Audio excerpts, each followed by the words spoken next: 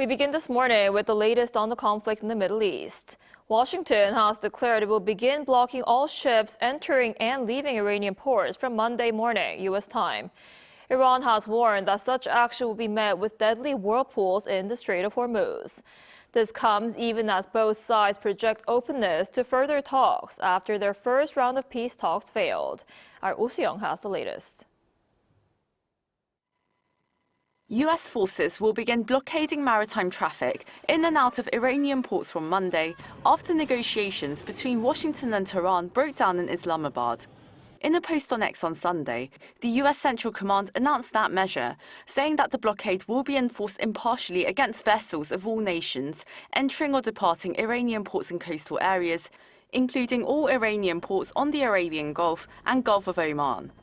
CENTCOM, however, clarified its forces would not impede freedom of navigation for vessels transiting the Strait of Hormuz to and from non-Iranian ports.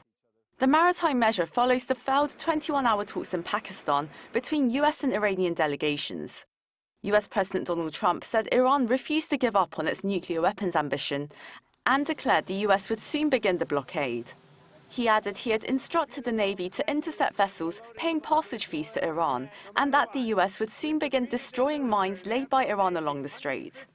Iran's Islamic Revolutionary Guard Corps Navy Command warned against any wrong move in the strait, saying military vessels that intend to approach the waterway under any title or pretext will be considered a ceasefire violation and will be dealt with severely. However, Washington and Tehran appear to be open to further talks. Iranian President Masoud Pezeshkian reportedly told Russian President Vladimir Putin that a deal with the US is not out of reach if, he says, the Trump administration abides by international law. Trump told Fox News Sunday Morning Futures that Iran hasn't left the bargaining table, and he predicts Tehran will come back to give the US everything it wants. Experts say the failure of the first round was perhaps expected, but should not lead to escalation.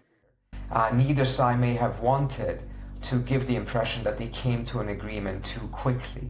They could be opening themselves up for criticism at home that they may have given in too much or too easily. So in and of itself, that is not necessarily the problem. But if on substance they remain this far away from each other and there is escalation simultaneously, that certainly doesn't bode well.